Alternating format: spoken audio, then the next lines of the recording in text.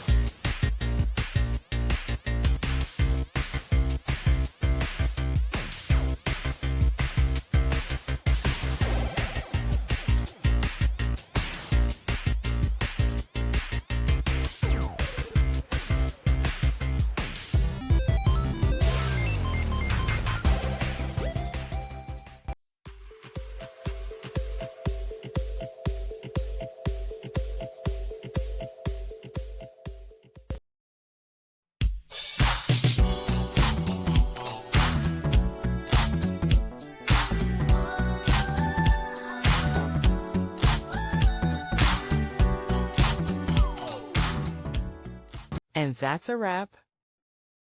I hope you found the answer you were looking for. If you did, take a second to hit that subscribe button. It really helps out. And let me know in the comments which solution worked best for you. See you next time in the debug zone.